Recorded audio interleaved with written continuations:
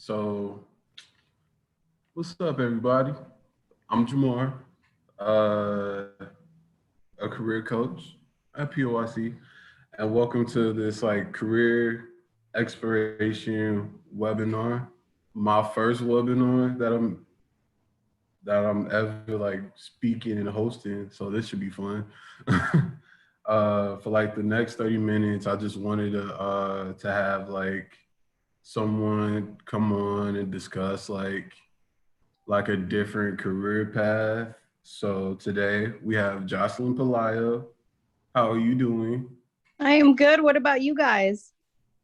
Shoot, we good. I'm good. Excited, but I'm good. And can you tell us what you do? Yes, I am actually an EMT. I work for EMSA, this company here. It's a pretty big company to work for here in Oklahoma City. Okay. And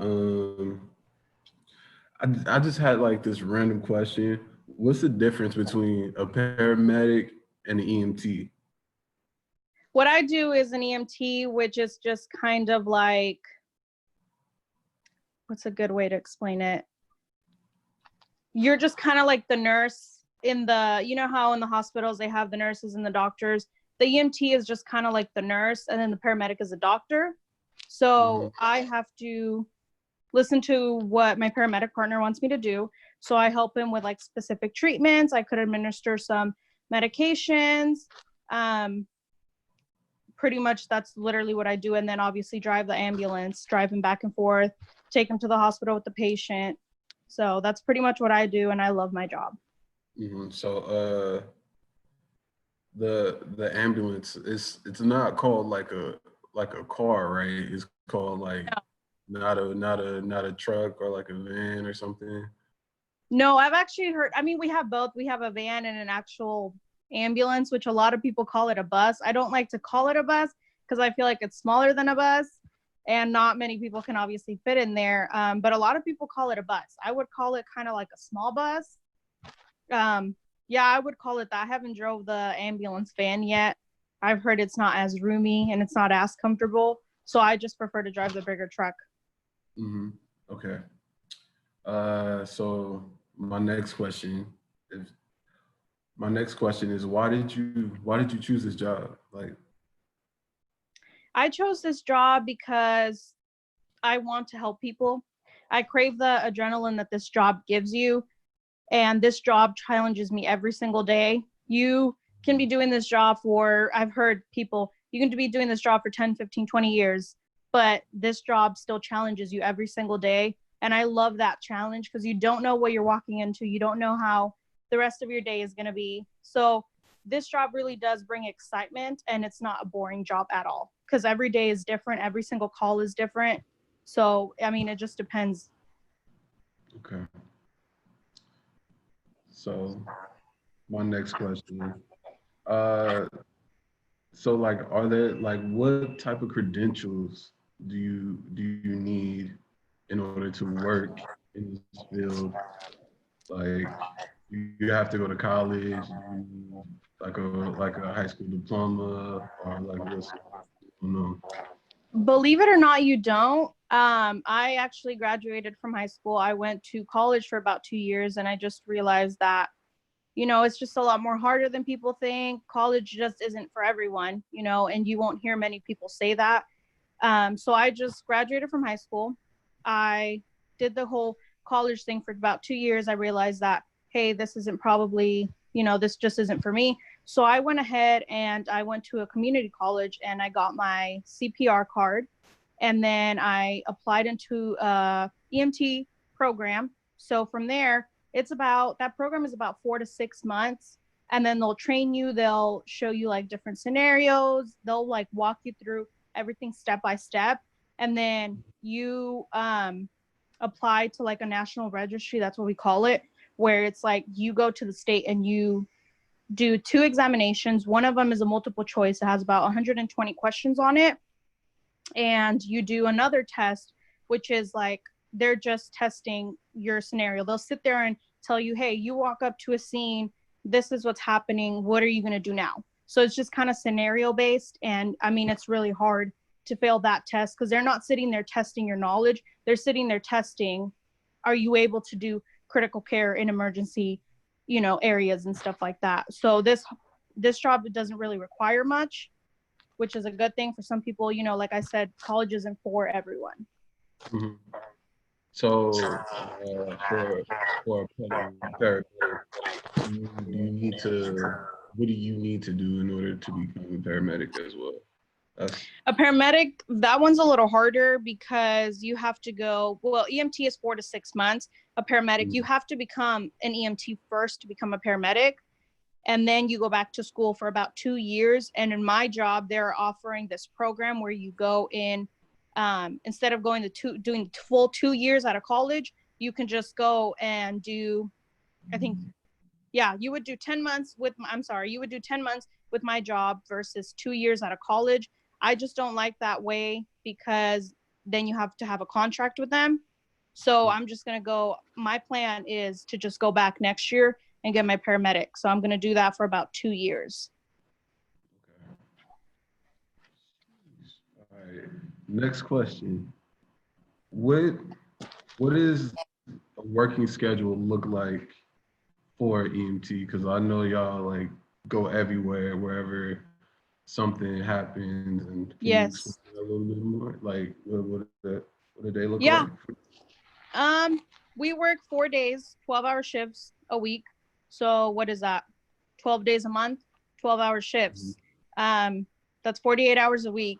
Sometimes you get a late call, so you have to stay in a little after, but most of the time they'll ask you like, hey, are you willing to take this call? Stay in like an hour or two later. But most people just don't mind it because they're like, yeah, you know, I want to go home, but at the same time, there's people out there that need me, you know? So, I mean, that's really what our working schedule is like. So it just really depends. The system that I work for is really busy. So we get calls all the time. In my job, there's no way you're ever going to get out early. You can get out on time. You just will never get out early. Yeah. So like, what is like a typical day for you? A typical day for me is I normally get to work about 30 to 40 minutes before my start of shift. I'll go and prep my ambulance, get all the equipment that I could need, just make sure I have everything, you know, make sure there's no blood from the last call or something.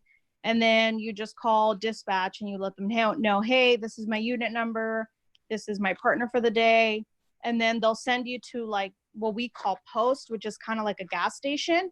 So they'll send you to like anywhere in Oklahoma. They'll send you to a gas station. You just kind of hang out there in your ambulance until a call is dispatched to you. Or even sometimes when it's really busy, like I was last time I worked, where I never even saw a post. Like I was driving to a post, and as I was driving there, I got a call. And that's how it was back to back. I didn't have lunch for the whole day. I was literally just drinking water, where it's like I said, I didn't even see a post for the entire day. So that's a typical day for me. So you're on the go all the time. Jeez, you got a clean blood. That's crazy. Yeah. But I love my job. It's really rewarding. I couldn't do it. Okay, so like what is the toughest part of your job? Because like y'all see a lot of stuff, and Yeah. and I feel like that takes a lot of it out of a person. So can you explain like the toughest part? And if you, oh no, go ahead. Just the toughest part about my job, I would say, is like when you're at work, you have to be quick. You don't have time to make mistakes. You have to be quick. You can't sit there and think, well, if I do this, will this help? Like you have to do it. You have to do it then and there, because I mean, this person's life is in your hands. If you make a mistake, if you do something wrong, it can go south or something. You know, like you were mentioning when you asked me that question, I mean, yes, there's a lot of things that you see that other people don't see, because, you know, like I said, we're the first responders. We're the first people that see there. We're the first people on scene. So I think the toughest part about my job is that sometimes when you have like a stressful call or a stressful day, you can't sit there and take it home and talk to your spouse or your best friend, like if they're not in this kind of industry, they won't understand the stress and the stuff that you have to see. So in my job, they always say, you know, if you have a very stressful call or a very stressful day and you just need to talk to someone, the best person to talk to is a supervisor or to talk to your partner, because they were there with you in that scene. Just going a little off topic, me and my partner, we had like kind of like a traumatic scene for him. I was only with the patient for about 3-4 minutes.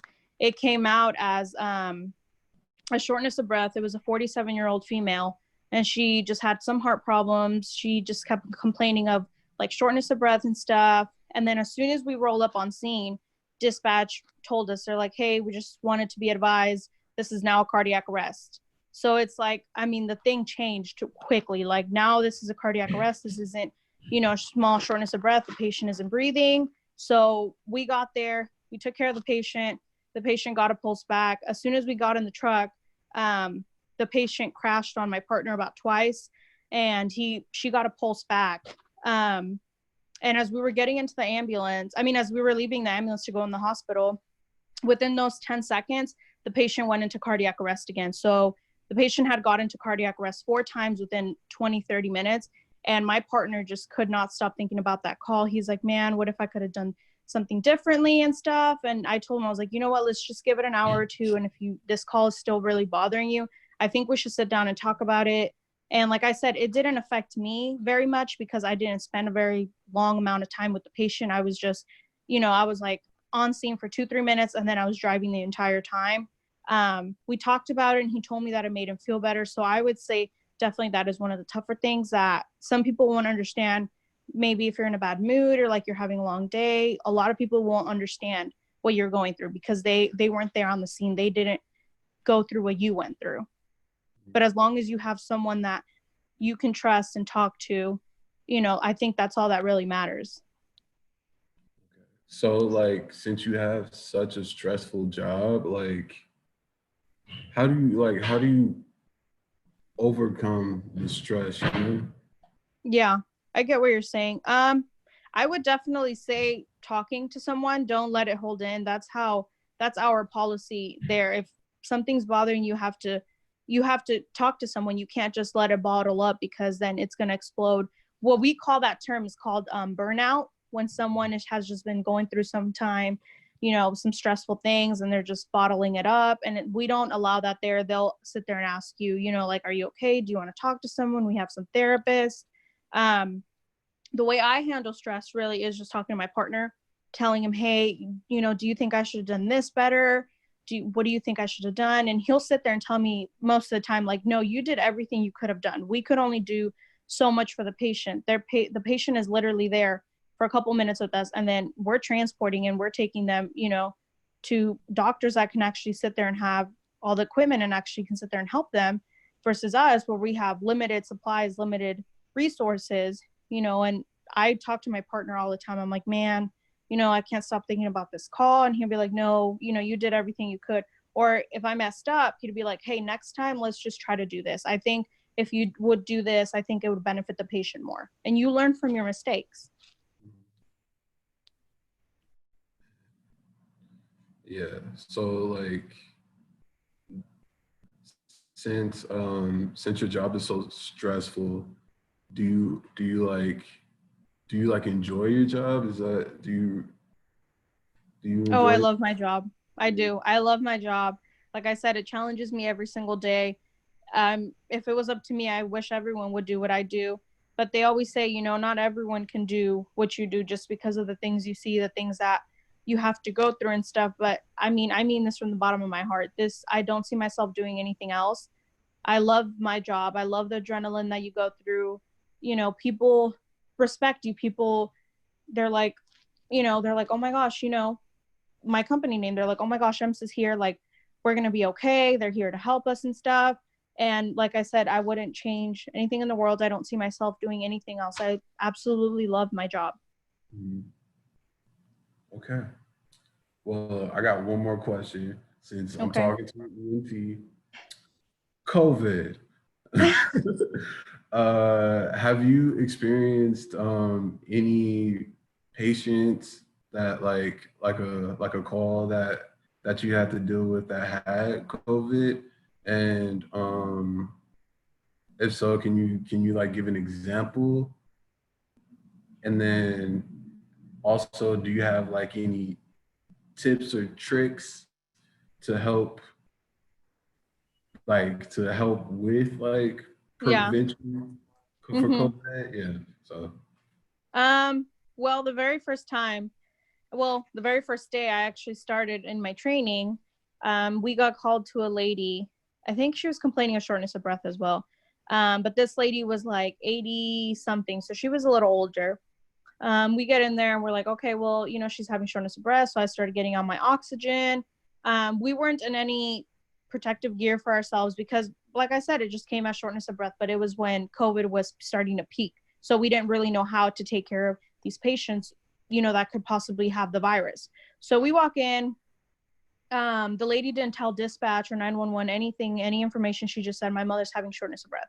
So as soon as we walk in, she tells us, oh, and I forgot to tell you, my mother has the fever. She's been having this cough. She started listing all of the COVID symptoms. And we just looked at each other. We're like, man, well, now we got exposed to it. So we transported the lady. We didn't treat her any different than we would with any other patient. We just had to call our supervisor to let them know, hey, dispatch didn't tell us that, it was possible COVID patient. And we literally just had our surgical mask, gloves. That was it. We didn't have a suit on or anything. So he just kind of went and said, okay, this is what I recommend you guys to do and how to take more precautions and stuff. And then now after that, after every call, if you call and say, hey, I'm having shortness of breath, hey, I'm having a fever, automatically we get suited up. We get all the protective gear we can possibly put on. We're a lot more careful with your bodily fluids in your blood. And, we're just a lot more careful because we don't want to sit there and spread it. And we always have to wear a surgical mask because it's like my supervisor said, if we have it and we're carrying it around and we just don't know that we're carrying it around because it's an asymptomatic virus, we have to be protective with others and stuff. So one of the tips that I have is if you don't wear a mask, because I know they're annoying. I know I have to wear it for 50 hours a week, every week. So I understand that they are annoying. Yes. Just wash your hands. I sometimes don't even wear on my mask when I'm going out in public, but I do wash my hands. As soon as I get home, I wash my hands because you could easily be carrying it around in your hands. You could have touched a doorknob. You could have touched something in the grocery store, anything that you could be carrying it around. So one of the things is if you don't want to wear a mask or if you don't own one, that's fine. Just try to wash your hands more because you could be carrying the virus and you can give it to someone that has a very weak immune system. And you can get them very sick. So that's one of the tips I would do. Just if you don't wear a mask, just wash your hands the most you possibly can. All right. That's all the questions I have. Are there any questions that anybody had? Jamari? All right. What is the pay? What does the pay start off for at EMT? It doesn't pay very well. I think it depends on the state and the city that you want to work for. Mine, they typically I make a little more because I work in the weekends and I work in the daytime. So I make about, I want to say about $15 an hour. But you make more if you work overnight shifts, if you work the weekends, because those are typically when people get more injured in the weekends or in the nighttime. So it just really depends. There's some states that pay better than others, that's for sure. I just wanted to work in this specific company, not because their pay was better, just because the experience, and then they're willing to help you every single step of the way. Like you can't really, they want you to be successful. That's what we represent. So the pay I know isn't great, but it's a really, really rewarding job. I absolutely love my job. I have a question. Sure. For someone who may really want to be in the healthcare field and be on the front lines, but may suffer from anxiety, what kind of advice do you have for someone like that if they are considering going to school for EMT? I have anxiety myself.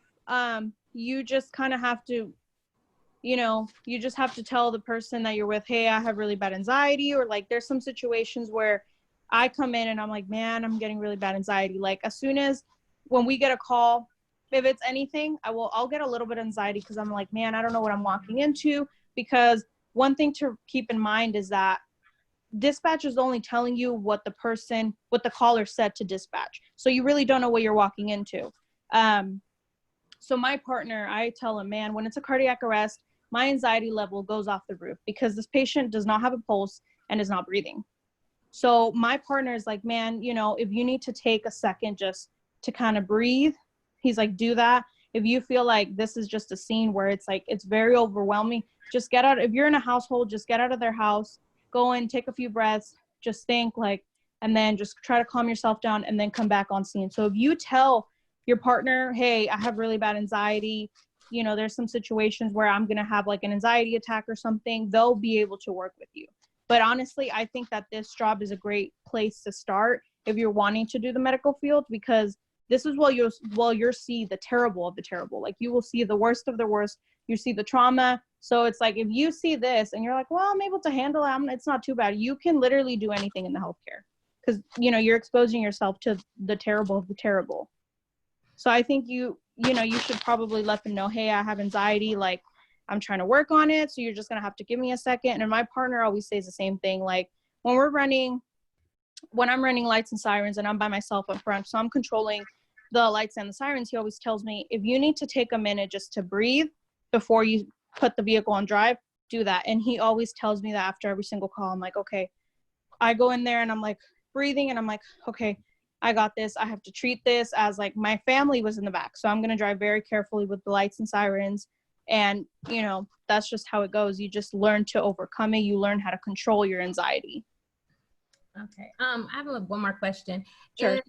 If you come to a scene that was maybe very elevated in crisis, say like maybe a domestic violence situation that needed a medic, how do you use critical, not necessarily critical thinking, but problem solving skills at the same time as trying to assist the person who may be injured or need your support? If, you know, because sometimes it can be chaotic like that. Yes. So, do you guys get ongoing coaching and support from management to help you kind of narrate those kind of skills and develop those skills as you grow in your profession? Yes, I would say yes, because with me, I had to go in through like a 4 to 6 week training course, kind of. So it was me, the paramedic, and an EMT FTO. So he was a field training officer. So he would make me run the entire call. There was a couple calls where we ran that he noticed. He was like, you know, you freeze up a little bit when it's a critical call. He's like, I'm going to need you to work on that. So they'll sit there and tell you, hey, this is what you need to work on. And they'll give you advice. And I like to believe that now, no matter what call I'm getting, no matter how critical it is, like I'm able to sit there and think critically, like you were saying, because I've gone through the training. I've learned like, hey, this is what I'm struggling with. I'm getting better. A lot of the time, it depends on who your partner is. My partner, he's able to think. He was a paramedic at an ER here, so he's seen terrible things. And he just always tells me, you know, you have to sit there and let all the anxiety, let all your fear come out. He's like, and you just act. You do what you think is best. You do, you know, you sit there, and sometimes he'll sit there and balance things. He's like, man, do you think I should do this? And a lot of the time I say, yes. What's the worst thing that can happen, you know? But yeah, they do help you, and they literally help you with everything. I have a question. Sure, go ahead. Is the background check the same for EMT as well as a paramedic? And what does that allow and or not allow or entail? I don't think they're as picky. My background check was clean, so I don't think they're as picky, but I've met some people that do have like a bad background. And I think it just depends on what the background says. Like if it was like something really bad, they'll sit there and kind of work with you with it, like saying they'll kind of investigate like, okay, this is exactly what happened, this is why you got it. Other times they'll just be like, okay, well, you know, this came up in your background, but it's okay, you know, it's not affecting you now.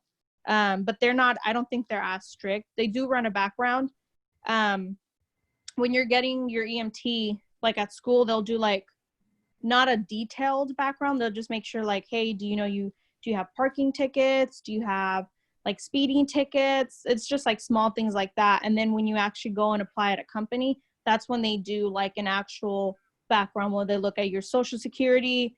And, you know, if you have something that you're just kind of like skeptical, like, man, you know, I have this on my background, I'm not sure if they want me to work for them, you are more than welcome to contact a supervisor there at any company that you want to work for and tell them, hey, I have this thing on my background. I wanted to see if, you know, if there's still a chance that I can get hired here. Like, what can I do? And just kind of talk to them. And as long as you tell them up front, like, hey, this is what I'm struggling, like, this is what I have. What do you recommend? They'll more than welcome work with you. Okay, thank you. No problem. I have a question. What you obviously touched on a lot during this interview, so I really appreciate you coming.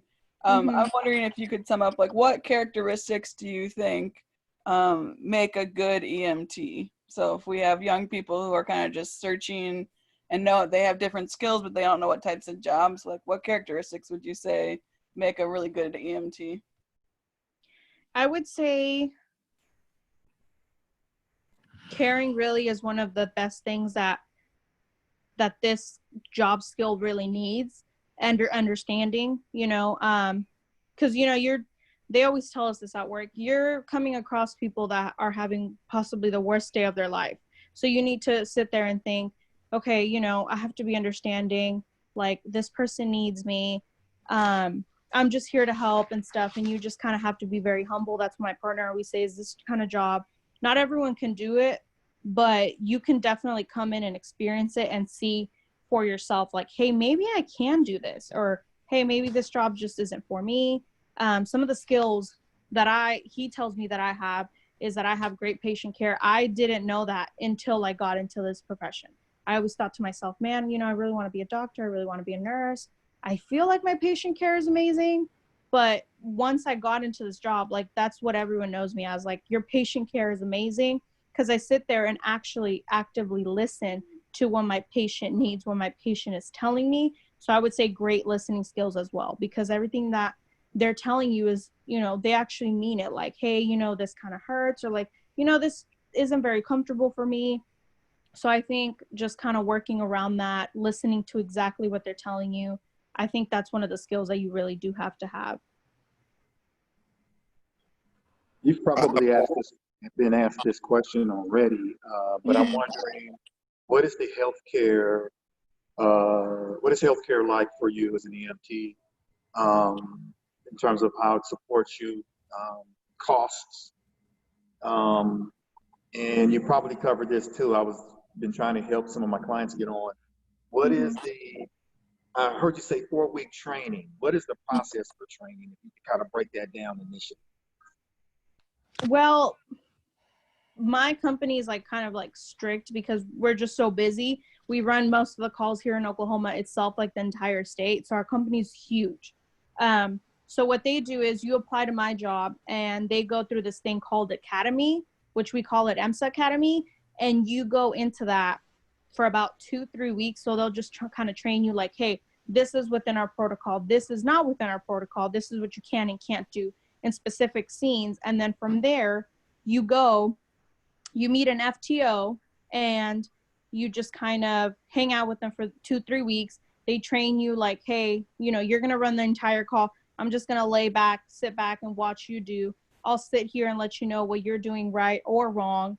And then from there, you'll go back into the academy and we run these things called mega codes because our cardiac arrest, we run a lot of them. So they just want you to know exactly like what we can and can't do depending on our protocol. And then you go back for another 2-3 weeks and this is it. Like, you're doing everything by yourself. This time they're actually sitting there judging you like, hey, I think you should have done this in the scene, or hey, I don't think you should have done this in the scene. So their training is like very intense, but that's only because they want you to be successful. I have one more question. How are you partnered? Is it just per shift? Is it seniority? Once you are partnered, do you keep the same partner? You know, throughout the, while you're there, or how does that work? Well, there was about 12 of us in the academy, and so we graduated with that class. So they were trying to pair us with people within the academy, but there's 12 of us. There was about 8 EMTs and 4 paramedics. So obviously, you can't have an EMT and a paramedic, so they just kind of split us off. I'm going to tell you a little bit about my personal experience. When I got released, I got a really bad partner. He was terrible. He wasn't very helpful. He was very good at pointing out everything that I was doing wrong, and he just kind of made me feel like, hey, man, maybe I don't belong here, So I reached out to one of my supervisors. I let him know what's going on, and I was like, man, I don't know if I should quit, it's just really hard not working with someone that's willing to help you. So I contacted him, and I talked to a friend of mine that actually went to the academy with me. And, he told me, he's like, you know what, we can just be partners. He's like, I mean, it's not fair that someone should have to be dealing with that. So he picked to be my partner, and I picked to be his partner. And we just kind of worked out from there. And I've only been working with him for about 2-3 weeks. And you can definitely tell the difference between getting a great partner and getting a bad partner. My partner is the one I'm working with now. He trusts me a lot with patients. So he'll let me do like patient assessments. He'll let me talk to the patient, ask them questions. And versus my crappy partner, he didn't let me do anything. Sometimes patients would never even hear my voice because he was sitting there asking him all the questions, and he treated me like I was an assistant. Versus a partner I have now, he always tells me, we're a team. This is the way I view. You do have to work. I do have to work. This is both of our ambulance. It's not just mine. But kind of answering your question, most of the time you do get to pick who your partner is. At the company I work for, we have this thing called a bid, where every 4 months you get a new partner. And if you're working with someone and you just absolutely love them, you guys can bid together, which you guys say, hey, I want to work with them. And they'll say the same thing. I want to work with this person. And you guys just get put together. There's times where I've heard people have the same partner for 10, 15, 20 years. And then there's others where it's like, man, he's just different when he works versus when we go out and hang out. So I'm just going to pick a new partner. So, they always tell you, if you find a great partner that you absolutely love working with, just stick with them. And I do definitely recommend that, because you learn to know, hey, what does my paramedic partner want? What do they expect in a specific scene? And you just kind of start learning from that. Again, you might have answered this question, so I'm asking for one of my participants, Okay. which is, and I posted I put the chat up. I don't know if it got to you. How are EMTs trained during COVID and during these during the protests? What is training looking like with those two things happening? With us, we have to wear, for every single call, no matter what the call comes as, we have to wear our gloves and our surgical masks. If the patient, we have suspected COVID, like shortness of breath, they're having a cough or a fever, we have to wear our suit entirely, because let's say we don't, let's say it says on there, pandemic flu-like illness. That's what it'll come as. That's how I have to suit up for this, because this patient possibly has COVID. And if you don't wear that suit and you get COVID from that patient, you will go on a 2-week quarantine, and then you won't get paid for those 2 weeks. Versus if you wear the suit and they're suspecting that this patient had COVID, and you wear the suit and, hey, I got sick. I don't know how I got it. I was really suited up. Then you can go on the 2-week quarantine, and you'll get paid for those 2 weeks. During the protest, it was a little different. They were protesting here downtown, and there's about 4 hospitals that we typically go to there downtown. So they were dispatch kept telling us, like, hey, there's some protesters on this street and on this street. Just be a little bit more cautious and careful. When you go into that scene, if you need PD, let us know. And on our radio, we have this orange button where if we feel like we're in danger, we just press it, and that automatically sends a message to our dispatcher saying, hey, this crew is in danger, or they believe that they're in danger. Most of the time, you don't have to press it, because, you don't, normally if you feel like, hey, this scene might escalate, then you can call PD on your route there. So you'll normally just kind of stage and wait for PD to get there. I thankfully never had to encounter any of the protests, because I just never had to go to those hospitals. I went to a different side of town, and I just never saw them. But I did hear stories. There was, we call it Post 41. That's our deployment center. there was some protesters that were going kind of towards that side where post 41 is, and we had to actually lock it down completely. So you would just drive in the ambulance, turn off the truck, and then give the keys to your supervisor, and you would just go home. You didn't even clean the truck or anything, because we just didn't want the protesters to get violent with us or us say something, you know, and then make them mad or something. So we were just really respectful. We would always just tell PD, like, hey, you know, we're not going to say anything, we're not going to do anything, as long as that they're not sitting here trying to do something with us. But for most part, as a first responder, medical wise, they were really respectful. They never did anything to us. We didn't feel like we were in danger at any point. So I was really glad that, you know, it was peaceful here. Thank you. No problem. I have a question. Sure. I don't know if it's been asked yet, but I was wondering, for the EMT starting right now, is their start pay a little bit higher than usual due to the COVID-19? I know some jobs are doing that right now, like a little hazard pay. Yes, there is. I think they went up a couple dollars, which it doesn't really make a difference, I feel like. But yeah, they went up a little, and they're a lot more understanding. Like, if you just don't feel good, like, you can just call in and say, hey, I don't feel good, I think I'm coming down with something, and they won't penalize you at all, because they're like, okay, you know what, we're going through a pandemic, we just have to be more understanding.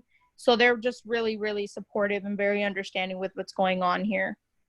Okay, thank you. No problem. Okay. Are there any more questions? All right. Well, thank you, Jocelyn, for Thank you guys for helping me out with this webinar. And yeah, y'all have a good rest of y'all day. Thank you. Thank you guys. Appreciate it. Thank you. Thank you. Thank you.